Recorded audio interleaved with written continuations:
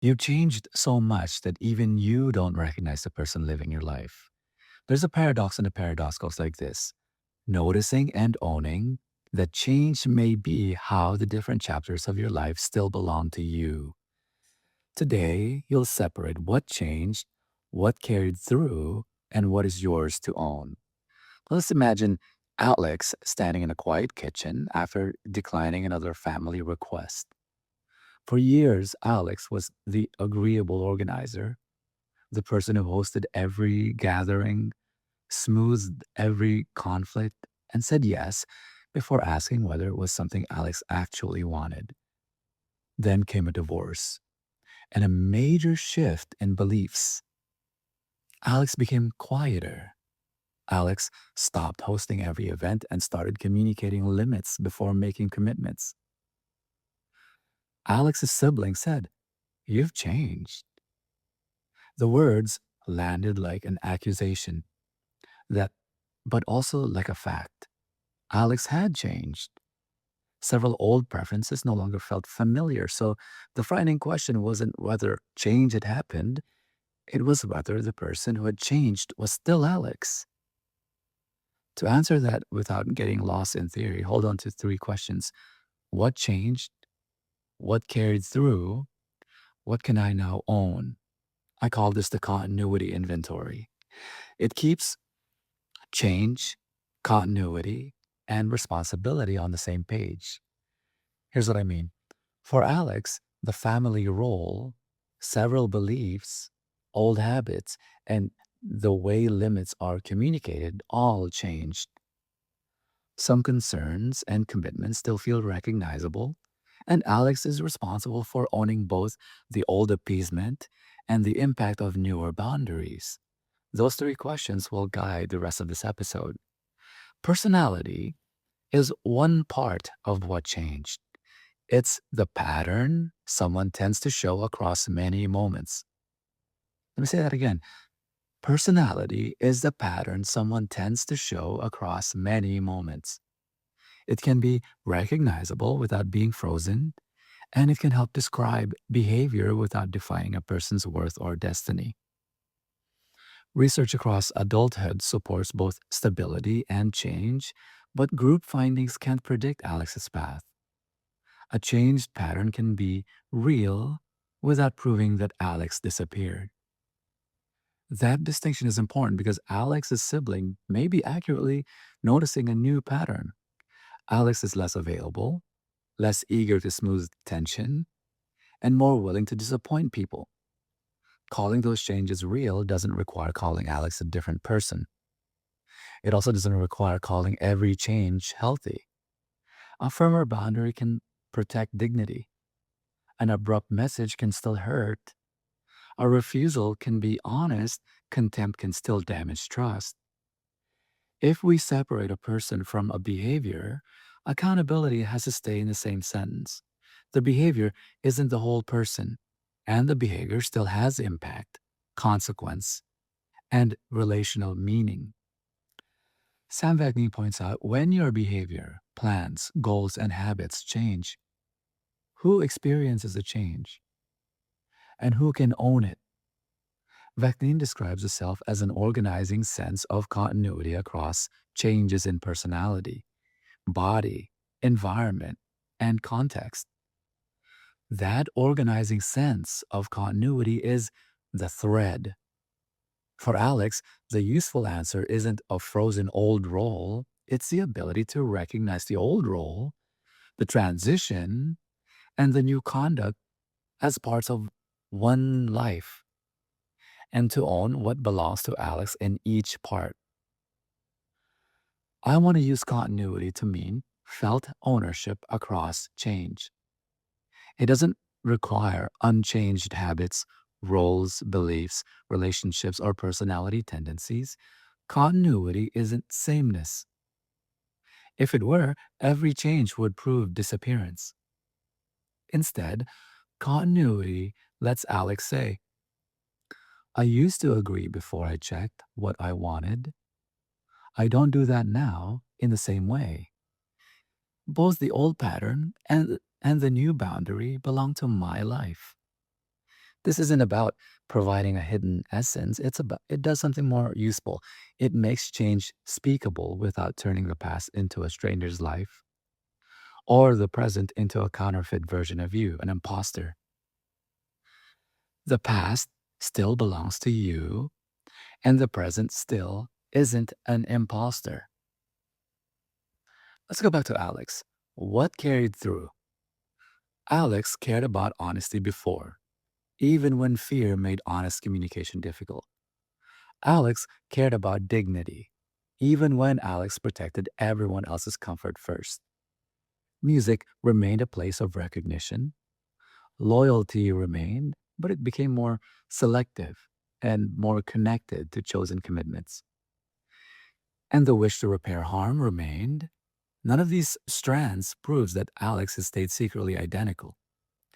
They simply let Alex recognize a line of concern, preference, and commitment moving through a life whose form has changed.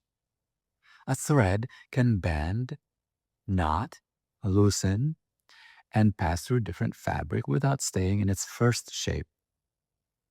And what carried through doesn't have to be noble or comforting.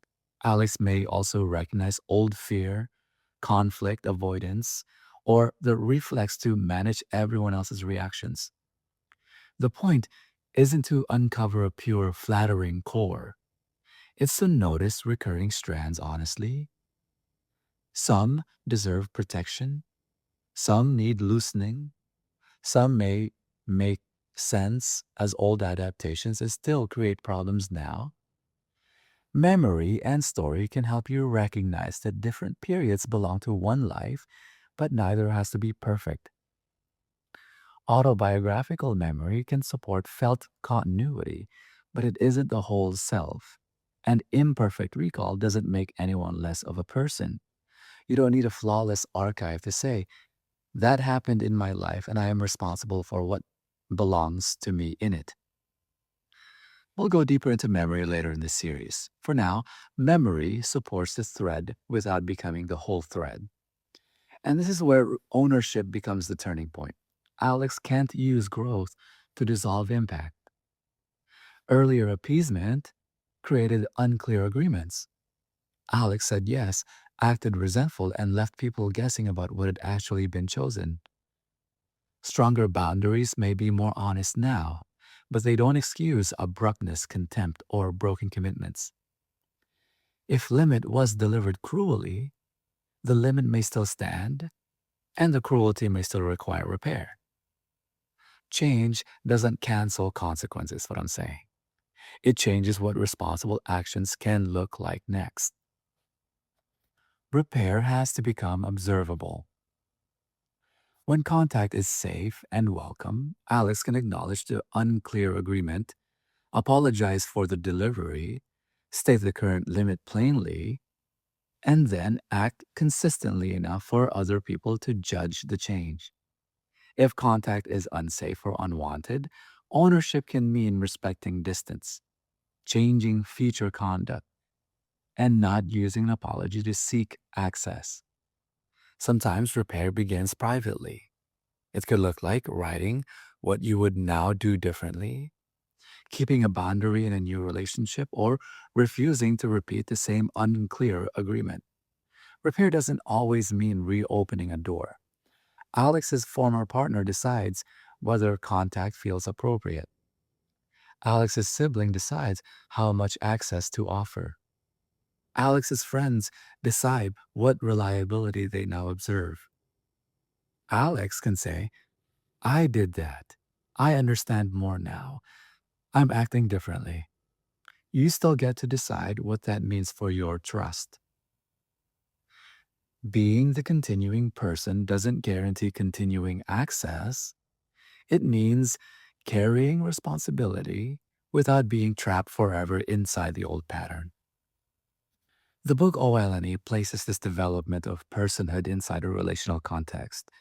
It describes co-independence as connection between whole people who retain autonomy, boundaries, responsibility, goals, interests, and freely chosen participation. It also emphasizes honest, regular communication so a relationship can respond to the people who are actually in it instead of remaining frozen around an old arrangement. With that in mind, closeness doesn't require Alex to keep performing the agreeable organizer. It requires enough honesty for everyone involved to know what Alex is offering now, enough autonomy for others to decline, and enough reliability for trust to be based on conduct rather than hope. The book OLNE also treats intimacy as continuing knowledge of another person. So here's the practical point of this. People can recognize that Alex has changed without restoring an old relationship or surrendering their own limits. Love can make room for growth. Love doesn't remove the standards. Recognition and access remain separate choices. We've already used the continuity inventory to organize the question. Now let's return to the three questions we began with and the answer, each one for Alex, before you try it for yourself. So remember, this is a reflection, not a diagnosis or a score, and it can't make someone trust you. But let's go back. What was the first question? What changed? Alice's relationship status, several beliefs, the family role Alex played, the social pace, the willingness to host, and the way limits are communicated by Alex. What was the second question? What carried through? For Alex, it was honesty, dignity, music, loyalty to chosen commitments, and a wish to repair harm. What about the third question? What can I now own? Alex can own the old appeasement, the unclear agreements, Alex's unspoken resentment, the confusion that followed, the current boundaries, the impact of abrupt communication, the promises that still stand, and the work of repair. Alex can also own the freedom to decline future commitments without pretending that freedom erases the impact of past behavior. So, notice the order of all of this. Alex names change without making change equal disappearance. In other words, Alex can say what changed without it meaning is no longer Alex. Alex looks for strands without demanding perfect sameness. Then Alex turns toward ownership because continuity without ownership would be emotionally interesting but practically weak. The inventory doesn't decide whether Alex is safe, reliable, compatible, or deserving of restored trust. Those judgments belong to conduct, context, and the people affected. The reflection only helps Alex reach a more honest and accurate interpretation. Here's what changed. Here's what carried through. Here's what's mine to own now. You can use that same reflection on paper or in a voice note. Keep the answers concrete. Name one role, one habit or belief, or boundary that changed. Name something you still recognize. If anything comes to mind, then name what requires ownership now. Maybe it's an impact to acknowledge, a boundary to communicate, a repair to attempt, or a promise to keep. Ownership isn't the same as blame. If a pattern began as protection, naming it doesn't mean condemning the person who needed it. Compassion can explain how a pattern survived. Responsibility is when you ask what happens with the pattern now. And if the second question feels blank, don't manufacture an answer. Start with something small. A song you still return to, a promise you still care about, or a person whose dignity you still care about. It's okay to be uncertain. Don't force a memory or invent a clean story just to write something down on the page. The reflection doesn't decide who you are. You may discover grief is a process. Alex can miss the easier approval that came with always saying yes. Alex can feel relief about the divorce and still grieve the person who existed inside that relationship. Alex can prefer the quieter life and still feel startled by an unfamiliar by unfamiliar tastes. You may need time to understand what the change means, and other people may need time to decide what it means for them. Neither timeline has to be forced. Coherence doesn't require celebrating every change. What coherence does ask of you is enough honesty to say, the life before was mine, the transition was mine, the life now is also mine. And the consequences don't vanish because I understand the story differently.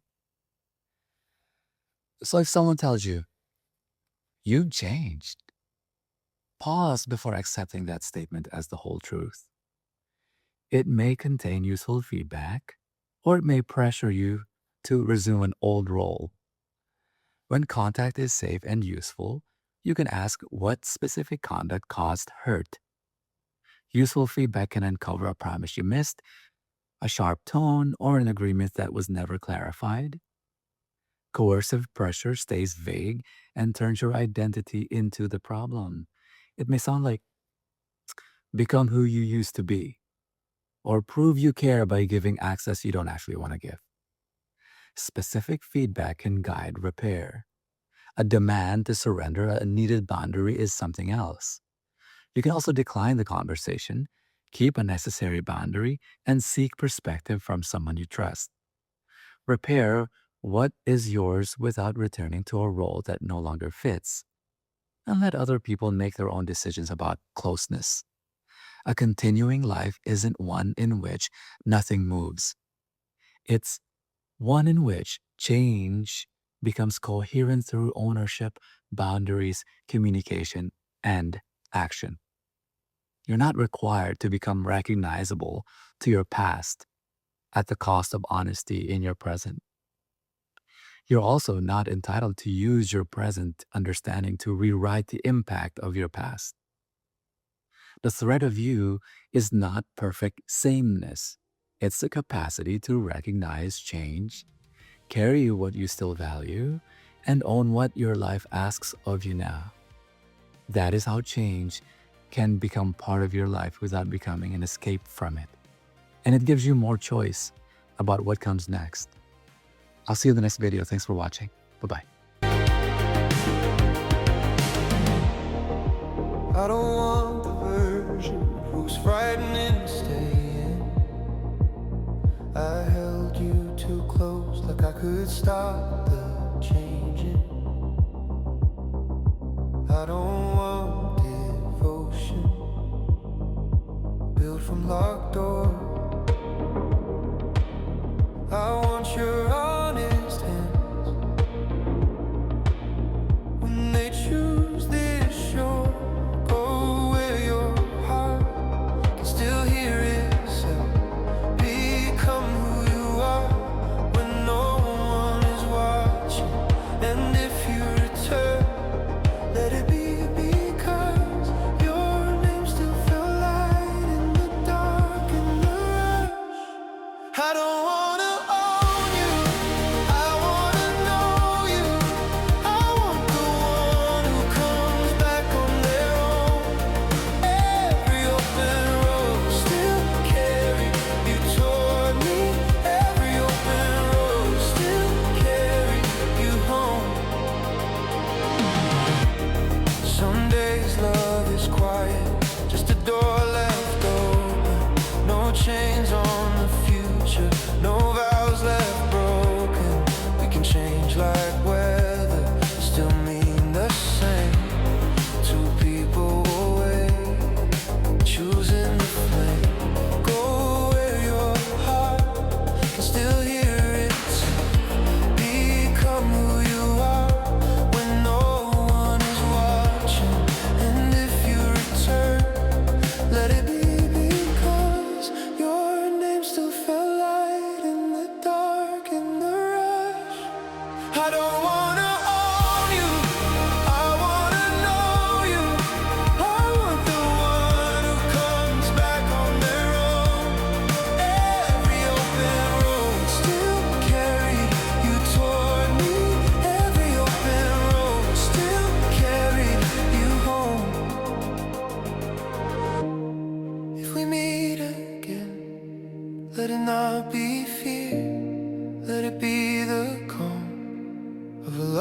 laid clear.